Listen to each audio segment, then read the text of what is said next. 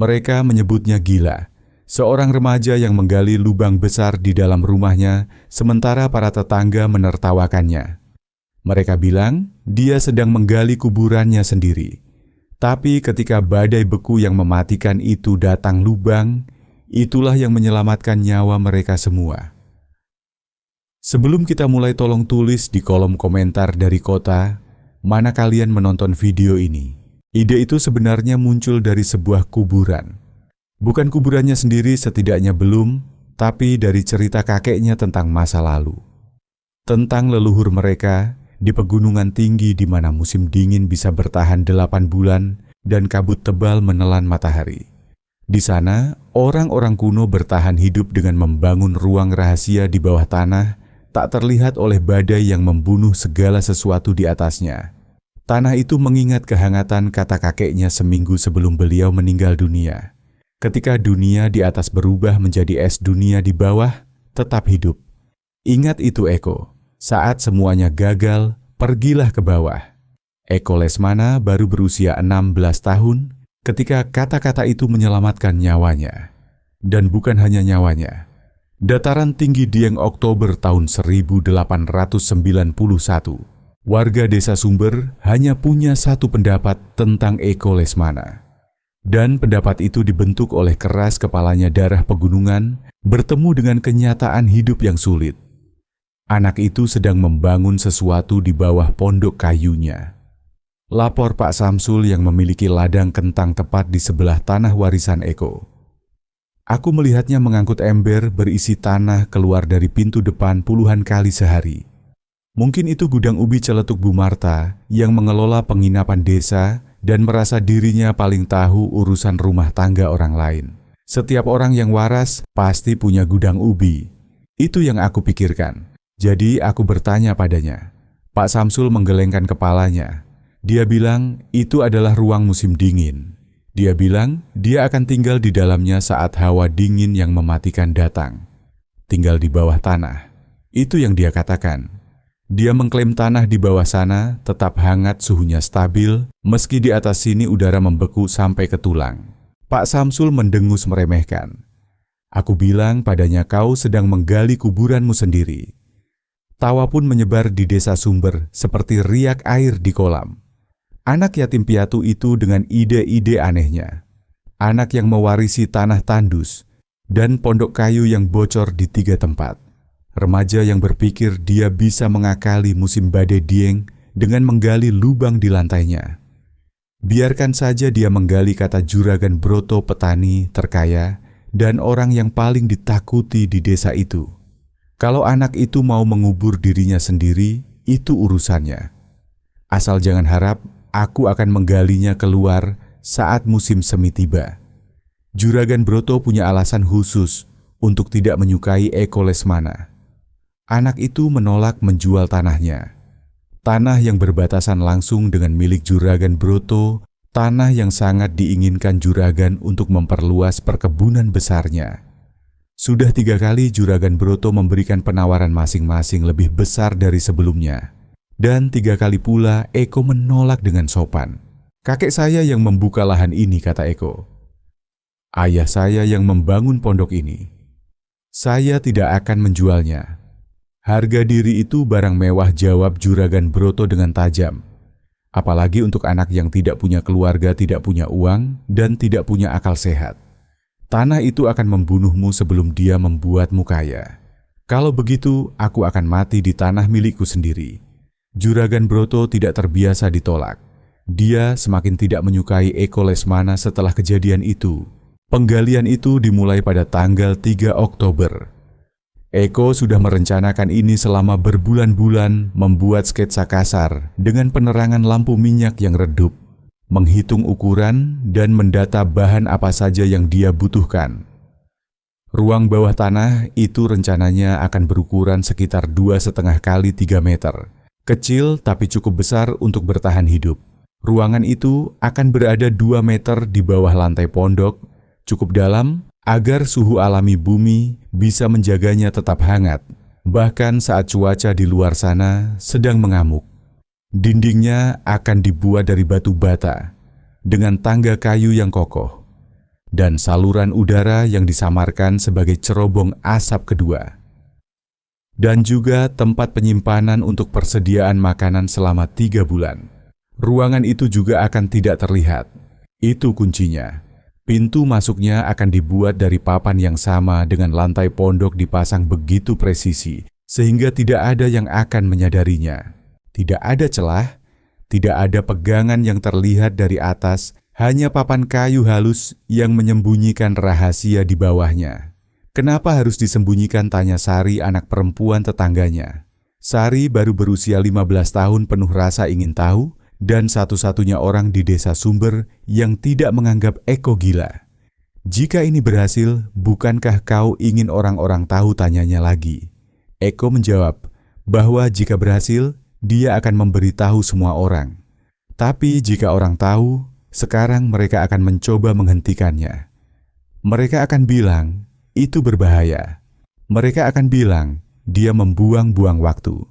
Dan jika dia gagal, mereka tidak akan pernah membiarkannya lupa. Lalu bagaimana jika kau berhasil, tanya Sari. Eko tersenyum tipis. Maka aku akan menjadi orang paling hangat di seluruh pegunungan ini. Sari tertawa mendengar itu dan ada sesuatu di dada Eko yang terasa hangat.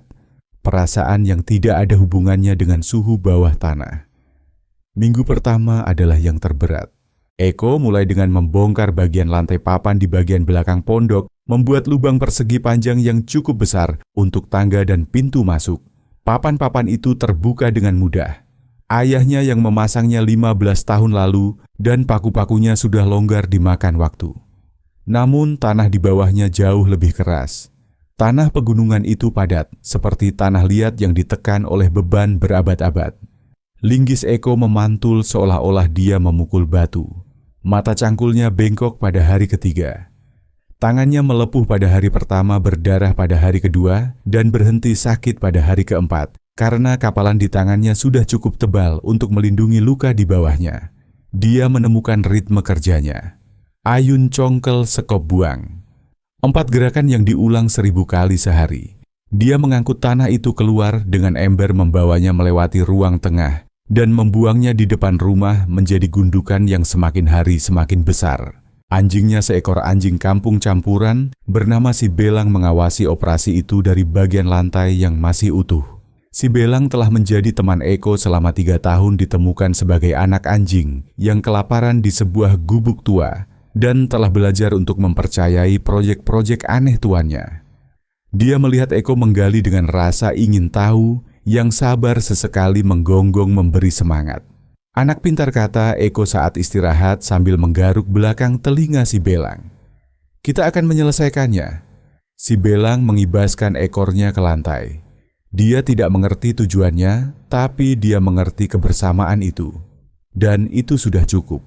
Juragan Broto datang, berkunjung pada hari ke-12.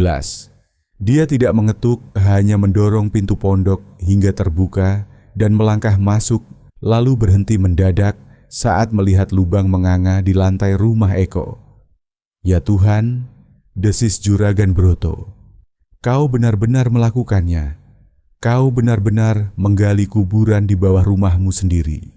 Eko tidak berhenti bekerja.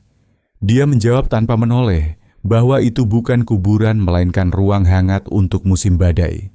Bagi saya, itu terlihat seperti kuburan. Dalamnya 2 meter pas untuk ukuran badanmu.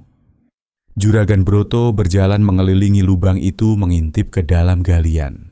Eko sudah mencapai kedalaman hampir 1,5 meter, dan dinding lubang itu halus dengan tanah liat yang padat. Apa yang terjadi kalau tanah ini runtuh? Tanya Juragan Broto. Apa yang terjadi saat kau di bawah sana dan semuanya ambruk menimbunmu? Saya akan melapisinya dengan batu bata, sama seperti sumur atau gudang bawah tanah. Batu bata butuh uang, uang yang tidak kau punya. Saya sudah menabung, jawab Eko singkat. Juragan Broto menggelengkan kepalanya. Nah, aku sudah menawarkan harga yang pantas untuk tanah ini. Lebih dari pantas. Kau bisa mengambil uang itu, pindah ke kota dan memulai hidup baru. Tapi kau malah menggali lubang di lantaimu seperti orang bodoh. Orang-orang tua dulu sudah membangun tempat perlindungan bawah tanah. Selama 1000 tahun, sahut Eko. Kakek saya selamat dari musim dingin yang membunuh semua orang di desa ini. Beliau yang mengajari saya caranya. Kakekmu sudah mati potong Juragan Broto. Benar, tapi ilmunya tidak, jawab Eko. Dia akhirnya berhenti menggali, bertumpu pada gagang cangkulnya untuk menatap Juragan Broto di atas sana. Eko bertanya, apakah ada keperluan lain atau Juragan hanya datang untuk memberitahunya bahwa dia akan gagal. Juragan Broto menatapnya lama. Lalu dia tertawa-tawa yang tidak ramah. Aku datang untuk memberimu satu penawaran terakhir, 100 juta rupiah untuk tanah ini dalam kondisi apa adanya. Kau boleh membawa apa saja yang bisa kau bawa. Dia berhenti sejenak. Itu 2 kali lipat dari tawaran terakhirku. Kau tidak akan mendapatkan harga yang lebih baik. Saya tidak menjual. Kau bodoh. Mungkin, jawab Eko tenang. Tapi saya orang bodoh yang punya tanah, dan Juragan adalah orang kaya yang tidak memiliki tanah ini. Eko kembali menggali. Tolong tutup pintunya saat keluar, Juragan. Anda membiarkan hawa dingin masuk. Juragan Broto pergi tanpa sepatah kata pun. Tapi Eko bisa merasakan kemarahan memancar darinya seperti panas dari tungku api. Dia telah membuat musuh hari ini. Dia harus berhati-hati. Bulan November membawa hawa dingin, dan hawa dingin membawa rasa mendesak. Galian itu akhirnya selesai. Sebuah lubang persegi panjang sedalam 2 meter lebar, 2,5 meter, dan panjang 3 meter. Sekarang tibalah bagian yang lebih sulit, mengubah lubang di tanah menjadi ruangan yang layak huni. Eko telah menghabiskan seluruh tabungannya untuk membeli batu bata 400 buah yang dia angkut sendiri dari tempat pembakaran bata dalam 3 kali perjalanan berat. Dia menghabiskan 1 minggu lagi untuk mencampur adukan semen, mempelajari takarannya, dengan cara coba-coba dan merusak 2 adukan sebelum akhirnya menemukan campuran yang pas. Kini dia berdiri di dasar lubangnya, menyusun batu bata satu persatu. Pekerjaan itu butuh ketelitian, hampir seperti meditasi. Ambil 1 bata, oleskan adukan di baris, sebelumnya pasang batanya ketuk agar pas, periksa kelurusannya, lalu ulangi. Kakeknya dulu adalah seorang tukang batu yang handal, yang membangun dinding batu yang masih kokoh berdiri 100 tahun kemudian. Eko belum memiliki keahlian itu, setidaknya belum sekarang. Tapi dia punya kesabaran, dan dia punya buku catatan peninggalan kakeknya yang penuh dengan gambar instruksi dan kebijaksanaan tentang membangun sesuatu yang bertahan lama. Barisan pertama adalah yang paling penting, begitu tulis kakeknya. Jika pondasinya benar, maka dindingnya akan benar. Jika pondasinya bengkok, tidak ada yang bisa kau lakukan di atasnya untuk memperbaikinya. Eko membuat baris pertamanya dengan sempurna. Itu memakan waktu 3 hari lebih lama dari rencananya. Tapi ketika dia mundur dan melihatnya, dia tahu itu sudah lurus.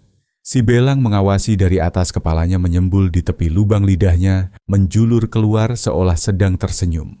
Apa pendapatmu, tanya Eko pada anjingnya. Apakah itu lurus? Si belang menggonggong sekali.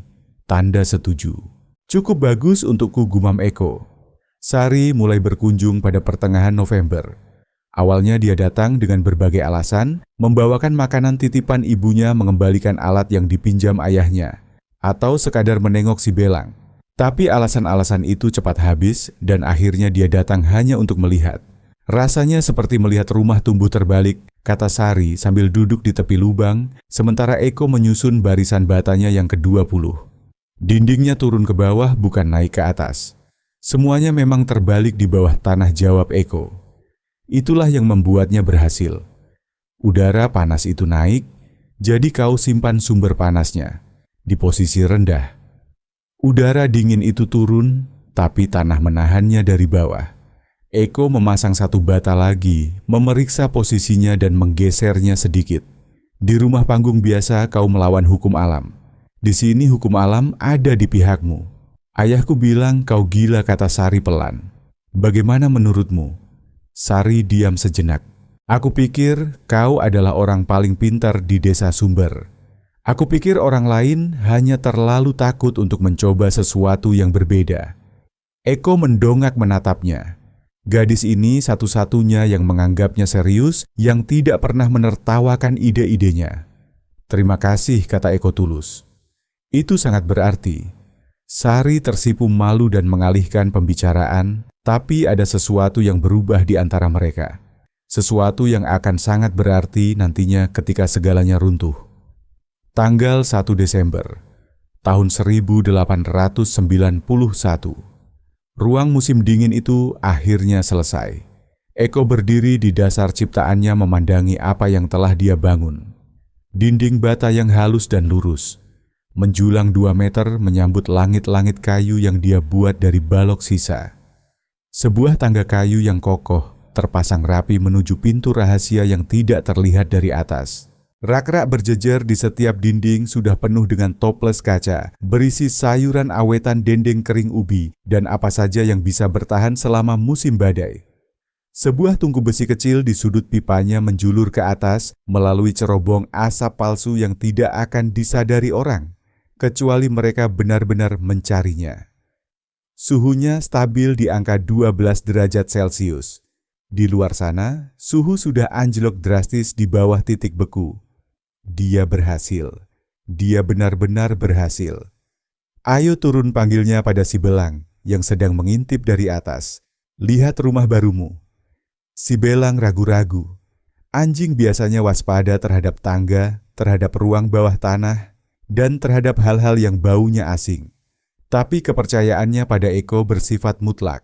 Dia turun dengan hati-hati satu persatu anak tangga dan sampai di dasar dengan kibasan ekor yang lega. "Bagaimana menurutmu?" Si belang mengendus setiap sudut, memeriksa setiap rak, dan akhirnya meringkuk di atas selimut yang diletakkan Eko di dekat tungku. Dia menatap tuannya dengan ekspresi puas. "Ya," kata Eko sambil duduk di sebelahnya. "Aku juga berpikir begitu." Badai besar itu datang pada tanggal 23 Desember. Tanda-tandanya sudah terasa menumpuk selama berhari-hari. Ada tekanan berat di udara, rasa sakit yang berdenyut di belakang mata Eko, dan perilaku hewan-hewan ternak yang gelisah dan aneh. Para petani tua menyebutnya sebagai firasat badai, kemampuan untuk merasakan bencana sebelum bencana itu tiba. Eko mewarisi kemampuan itu dari kakeknya, dan firasat itu tidak pernah salah.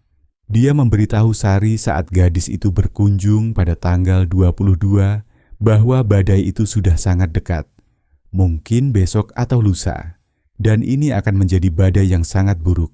Sari bertanya seberapa buruk. "Cukup buruk sampai-sampai aku akan masuk ke bawah tanah malam ini dan tidak akan naik lagi sampai semuanya reda," jawab Eko tegas. Sari memandang sekeliling pondok kayu itu. Bangunan ini terlihat kokoh, cukup hangat dengan perapian dan tumpukan kayu yang banyak. Dia merasa Eko pasti akan baik-baik saja di atas sini. "Mungkin saja," kata Eko, "tapi aku lebih memilih kepastian." Dia berhenti sejenak menatap mata gadis itu. "Kau harus bicara pada keluargamu. Suruh mereka bersiap. Kumpulkan kayu bakar sebanyak mungkin. Isi semua wadah air. Tutup semua celah di dinding rumah. Badai kali ini akan sangat berbahaya." Sari meletakkan tangannya di lengan Eko. Dia mencoba menenangkan pemuda itu, mengingatkan bahwa mereka sudah pernah selamat dari musim badai sebelumnya. Mereka tahu apa yang harus dilakukan. Eko tahu itu.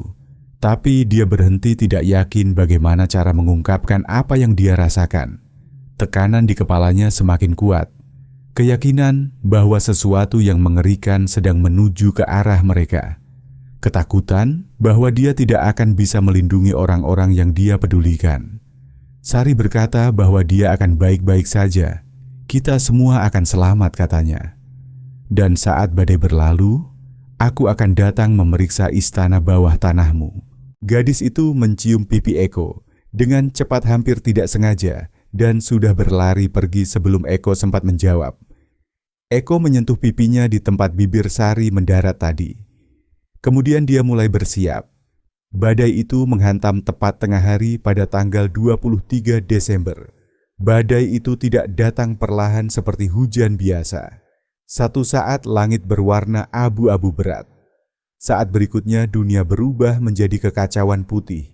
Angin menjerit turun dari arah utara dengan kecepatan yang mengerikan. Suhu udara anjlok begitu cepat hingga rasanya seperti dipukul. Eko sudah berada di dalam ruang musim dinginnya saat itu dimulai. Dia mendengar angin menghantam pondoknya seperti sebuah tinju raksasa. Dia merasakan seluruh struktur bangunan itu bergetar hebat. Terdengar suara retakan keras. Sebuah jendela atau mungkin papan dinding ada sesuatu yang jebol di atas sana. Dia menaiki tangga dan mengangkat pintu rahasia itu 1 inci hanya cukup untuk mengintip. Angin bercampur butiran, es bertiup mendatar menembus pondok. Jendela depan sudah hancur berkeping-keping dan udara putih masuk menderas seperti air bah yang menjebol bendungan. Suhu di dalam pondok turun drastis sudah di bawah titik beku, meskipun api perapian yang dia tinggalkan masih menyala. Eko menutup kembali pintu rahasia itu dan turun ke bawah. "Nah kawan," katanya pada si belang yang mulai menggonggong, mendengar suara gaduh di atas. "Sepertinya kita akan tinggal di sini untuk sementara waktu." Si belang berhenti menggonggong dan menekan tubuhnya ke kaki Eko. Anjing itu mengerti arti tempat berlindung. Dia mengerti rasa aman. Dia mengerti bahwa tuannya telah membangun sesuatu yang akan membuat mereka tetap hidup. Badai itu bertahan selama 5 hari. 5 hari dengan angin yang tidak pernah berhenti, hujan es yang tidak pernah reda, dan hawa dingin yang bisa membunuh apa saja yang terbuka dalam hitungan menit. Eko mendengar pohon-pohon besar tumbang di hutan, mendengar suara yang mungkin adalah bangunan yang runtuh, dan mendengar suara-suara lain yang tidak bisa dia kenali dan tidak ingin dia bayangkan. Dia tetap bertahan di bawah tanah. Dia menjatah persediaan makanannya, menjaga api tungku, tetap menyala kecil membaca buku dengan cahaya lampu minyak, dan mencoba untuk tidak memikirkan apa yang sedang terjadi di atas sana. Pada hari ketiga, dia mendengar suara gedoran. Bukan suara angin, tapi suara pukulan tangan manusia yang menghantam sesuatu di atasnya. Eko menaiki tangga, menempelkan telinganya ke papan pintu rahasia dan mendengar sebuah suara. Lemah, putus asa, dan hampir hilang di telan deru badai. Suara itu memanggil namanya. "Eko, Eko, apakah kau di sana?" Itu suara Sari. Dia menyentakkan pintu itu hingga terbuka dan langsung dihantam oleh ledakan udara dingin dan butiran es. Sari setengah jatuh ke dalam lubang tubuhnya, tertutup es gemetar begitu hebat hingga dia tidak bisa bicara. Eko berteriak agar pintu ditutup, lalu menyuruh si belang minggir. Dia menarik Sari menuruni tangga dan membanting pintu rahasia itu kembali. Salju dan es sempat masuk selama beberapa detik pintu itu terbuka. Lapisan putih tipis menutupi anak tangga, tapi mereka sudah tertutup lagi sekarang. Aman? Eko mencengkeram bahu Sari, memaksanya untuk menatap matanya. Dia bertanya apa yang terjadi. Bibir gadis itu membiru. Kata-katanya keluar terputus-putus di sela-sela gigilan seluruh tubuhnya. Rumah roboh. Atapnya ambruk. Terlalu banyak beban es. Ayahnya terjebak. Ibunya. Adik-adiknya. Sari berkata dia lari duluan untuk mencari bantuan. Sebelum Eko sempat merespons, pintu rahasia di atas bergetar lagi. Gedoran dari atas. Kali ini lebih dari 1 orang. Eko memanjat kembali membukanya lagi dan menemukan Pak Samsul berdiri di tengah kekacauan badai, memeluk 2 anak kecil, sementara istrinya di belakang menggendong anak ketiga. "Tolong kami," kata Pak Samsul. Suaranya nyaris tak terdengar di tengah badai. "Tolong kami, tidak punya tempat lain." Eko menyuruh mereka semua masuk. Ruang musim dingin itu dirancang untuk 1 orang dan 1 anjing. Menjelang tengah malam pada hari ketiga, ruangan itu menampung 9 orang. Keluarga Pak Samsul, istrinya Bu Marta, dan ketiga anak mereka yang paling kecil. Keluarga Pak Hendra dari ladang sebelah timur yang melihat Pak Samsul berjuang menembus badai dan mengikuti mereka. Lalu Eko, si belang, dan Sari yang tidak mau lepas dari sisi Eko sejak dia tiba. 9 orang di ruang yang sempit. Mereka tidur bergantian duduk berhimpitan, bahu ketemu bahu, dan membagi makanan yang sebenarnya dihitung untuk 1 mulut saja. Udara di dalam terasa sesak dan berat meskipun ada saluran ventilasi. Dinding-dinding terasa semakin menekan setiap jamnya, tapi suhunya tetap stabil di angka 12 derajat. Di luar sana, suhu turun sampai titik yang tidak masuk akal. Angin beku itu menciptakan kondisi yang tidak bisa bertahan hidup jenis dingin yang membekukan daging dalam hitungan menit dan membunuh dalam waktu kurang dari 1 jam. Namun di dalam ruang rahasia, Eko 9 nyawa tetap bertahan hidup. "Bagaimana kau bisa tahu?" tanya Pak Samsul pada malam keempat. Mereka duduk bersama di sudut berbicara, pelan sementara yang lain tidur. Pak Samsul bertanya bagaimana Eko tahu cara membangun ini. Eko menjawab bahwa kakeknya yang mengajarkan. Beliau bertahan hidup di pegunungan utara yang jauh lebih ganas dari ini. Beliau mengajarkan bahwa bumi selalu hangat, bahkan ketika udara di atas ingin membunuhmu. "Aku menyebutmu gila," kata Pak Samsul pelan. "Aku menertawakanmu. Aku bilang pada semua orang di desa bahwa kau sedang menggali kuburanmu sendiri." Eko mengangguk, dia ingat itu. "Maafkan aku." Suara Pak Samsul pecah. "Aku sangat menyesal, kau menyelamatkan anak-anakku. Kau menyelamatkan kami semua. Padahal kami semua meremehkanmu." "Kau tidak tahu," jawab Eko. "Tidak ada yang tahu." Eko memandang dinding bata yang kokoh, rak-rak yang penuh, dan tungku kecil yang menjaga mereka tetap hangat melewati kiamat di atas sana. Eko mengaku bahwa dia sendiri sebenarnya juga tidak benar-benar tahu. Dia hanya berharap. Harapan tidak bisa membangun dinding bata bantah Pak Samsul. Harapan tidak bisa menggali lubang atau mengisi persediaan makanan. Pak Samsul mengusap matanya dengan kasar. "Kau yang melakukan ini. Kau yang membangun ini. Dan karena itu anak-anakku akan selamat." Eko tidak tahu harus menjawab apa, jadi dia hanya mengangguk dan membiarkan keheningan berbicara menggantikannya. Badai itu akhirnya reda pada tanggal 28 Desember.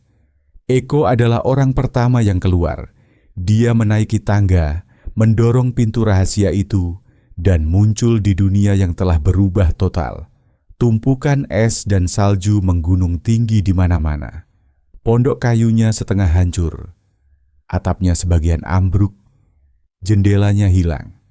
Perapiannya terkubur di bawah gunung putih. Namun pintu rahasia di lantai itu tetap bersih, terlindungi oleh keajaiban arah angin dan arsitektur yang tidak akan pernah Eko pahami sepenuhnya. Tapi akan selalu dia syukuri. Matahari bersinar terang.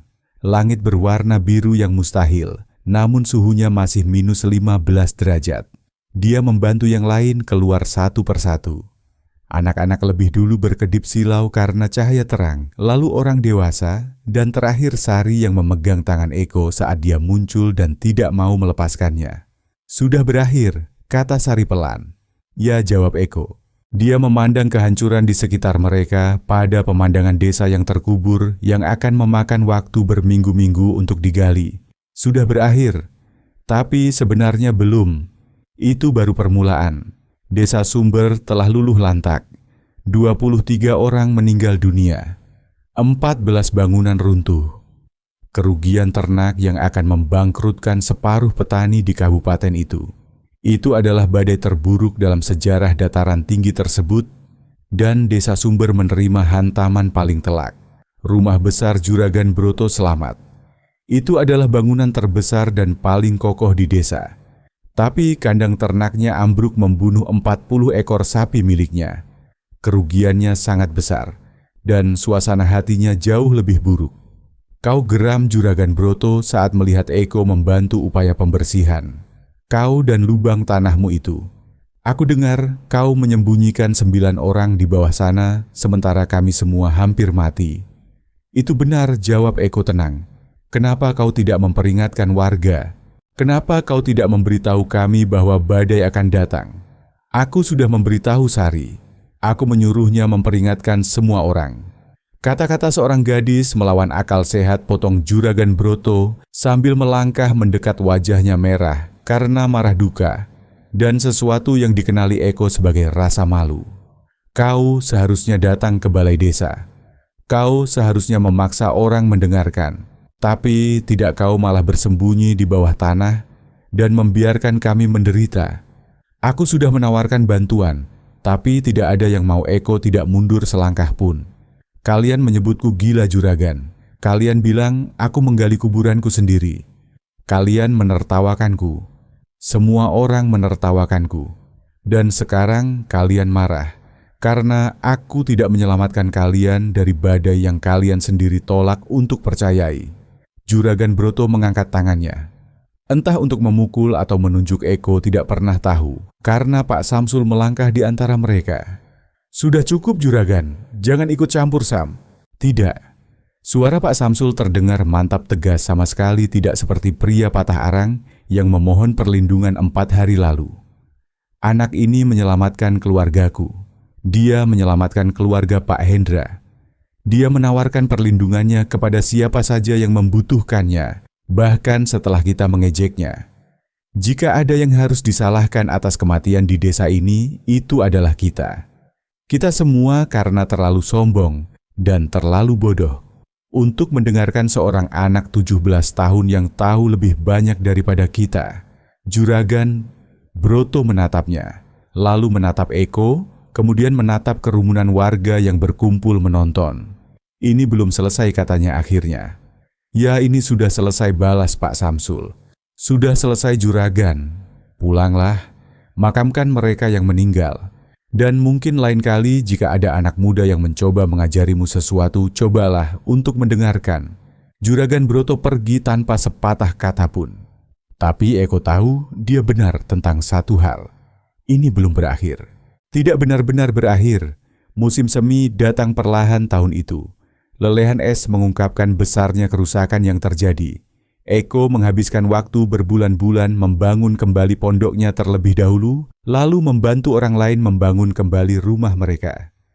Dia mengajari siapa saja yang ingin belajar tentang konstruksi bawah tanah, tentang suhu bumi, tentang prinsip-prinsip yang diajarkan kakeknya.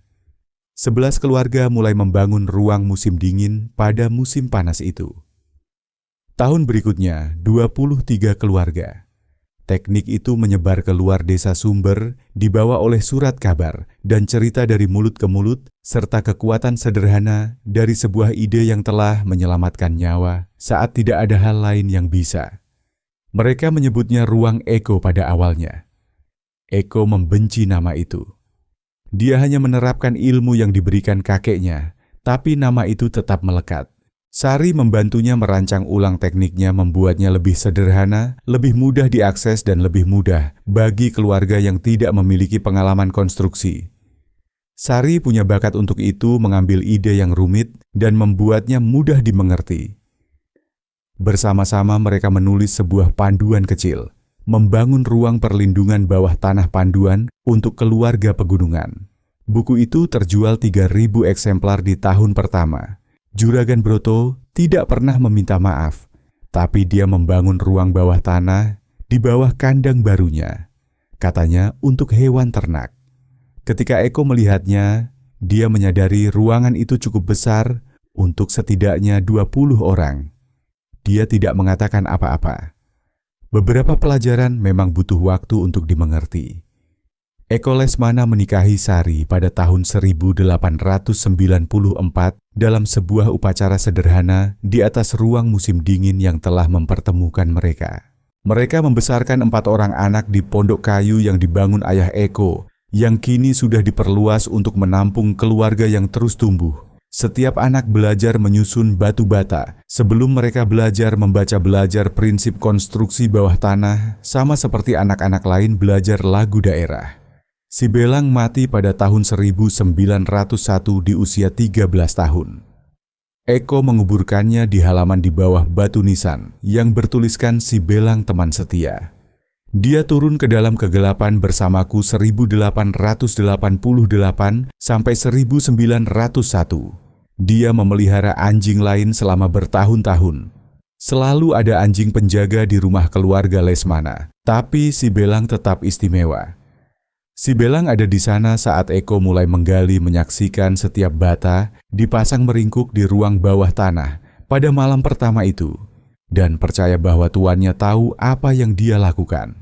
Beberapa kepercayaan tidak bisa digantikan. Kau hanya harus bersyukur bahwa hal itu pernah ada. Eko Lesmana meninggal dunia pada tahun 1952 di usia 77 tahun. Dia meninggal dalam tidurnya di pondok yang telah dia perbaiki seumur hidupnya tepat di atas ruang rahasia yang dia gali saat berusia 16 tahun. Sari sudah pergi 2 tahun sebelumnya. Anak-anak mereka sudah dewasa dengan keluarga mereka sendiri. Tanah yang dulu mati-matian ingin dibeli oleh Juragan Broto kini menjadi pusat dari komunitas kecil yang makmur. Pemakamannya dihadiri oleh lebih dari 200 orang. Keluarga-keluarga yang selamat dari badai berkat teknik yang diajarkan Eko. Anak dan cucu dari 9 jiwa yang berlindung di ruang bawah tanahnya selama badai besar tahun 91.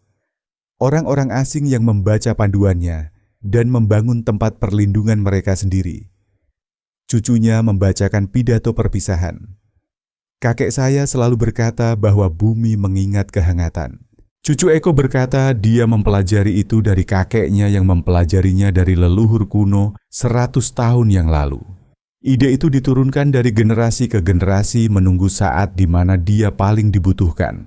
Dia berhenti sejenak menatap para pelayat. Pada Desember tahun 1891 saat itu tiba, dan karena seorang anak laki-laki berusia 16 tahun punya keberanian untuk menggali lubang di lantainya, sementara semua orang menertawakannya, 9 orang selamat dari badai yang membunuh 23 orang lainnya. Karena dia bersedia terlihat bodoh, bersedia diejek, bersedia disebut gila, dan karena dia mempercayai pengetahuan yang diwariskan kepadanya, dia menyelamatkan banyak nyawa. Dan kemudian dia menghabiskan sisa hidupnya mengajar orang lain untuk melakukan hal yang sama. Cucu Eko meletakkan tangannya di atas peti mati kakeknya. Bumi mengingat kehangatan dan kami mengingatnya. Ruang musim dingin itu masih ada sampai sekarang. Pondok di atasnya telah dibangun ulang 2 kali, dimodernisasi, diperbarui dengan listrik dan pipa air, serta semua kenyamanan abad ini. Tapi pintu rahasia di lantainya masih asli. Papan yang sama yang dipasang Eko pada tahun 91 masih terpasang begitu presisi, sehingga kau tidak akan tahu ada sesuatu di sana, kecuali kau tahu di mana harus mencari. Pengunjung kadang datang untuk melihat tempat kejadian itu. Berdiri di ruang bawah tanah, di mana 9 orang bertahan hidup dari badai terburuk dalam sejarah Dieng. Menyentuh dinding bata yang disusun satu persatu oleh anak 16 tahun dengan penerangan lampu minyak, sementara tetangganya memanggilnya gila. Sebagian besar dari mereka pulang dengan penghargaan baru atas kecerdasan masa lalu. Beberapa dari mereka pulang dengan rencana untuk membangun ruang mereka sendiri. Tulisan di nisan Eko sangat sederhana. Eko Lesmana 1875 sampai 1952. Dia menggali ke bawah saat orang lain membangun ke atas dan menemukan kehangatan di dalam bumi. Sari dimakamkan di sampingnya. Sari istri tercinta 1876 sampai 1950.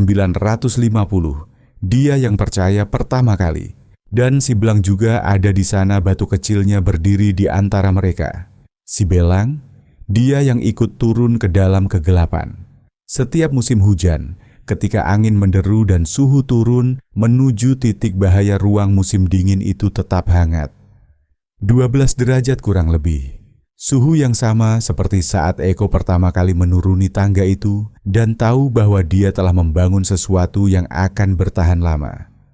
Bumi mengingat kehangatan, dan begitu juga kita. Kisah Eko dan ruang rahasianya mengajarkan kita sebuah pelajaran yang sangat dalam. Di zaman sekarang, kita terlalu sering diajarkan untuk membangun ke atas. Kita ingin terlihat tinggi, terlihat sukses, dan terlihat hebat di mata orang lain. Tapi Eko mengajarkan sebaliknya. Kadang kekuatan sejati itu tidak terlihat. Kadang keselamatan justru ada di bawah, di dalam ketenangan, dan di dalam persiapan yang sunyi. Dunia akan selalu memiliki orang-orang seperti Juragan Broto. Orang-orang yang akan menertawakan impianmu, meremehkan usahamu, dan menyebutmu gila hanya karena kau berbeda. Tapi ingatlah ini, Ketika badai kehidupan datang, menerjang tawa mereka akan hilang ditelan angin, sementara apa yang kau bangun dalam diam akan menjadi satu-satunya hal yang bertahan. Jangan takut untuk menjadi berbeda. Jangan takut untuk menggali ke dalam saat semua orang sibuk memanjat ke atas. Percayalah pada instingmu dan jagalah kehangatan itu bahkan ketika dunia di luar sana terasa dingin dan kejam. Karena pada akhirnya, bukan seberapa tinggi rumahmu yang penting, tapi seberapa kuat pondasi yang kau miliki untuk melindungi orang-orang yang kau cintai. Terima kasih telah menemani Eko dalam perjalanannya. Jika kalian merasa cerita ini memberikan sedikit kehangatan di hati kalian, atau jika kalian ingin mendengar lebih banyak kisah tentang keberanian dan kemanusiaan seperti ini, pastikan kalian tidak ketinggalan langkah kami selanjutnya. Silakan tekan tombol subscribe dan jadilah bagian dari perjalanan kami. Mari kita terus menggali makna hidup bersama-sama, satu cerita pada satu waktu. Sampai jumpa di kisah berikutnya.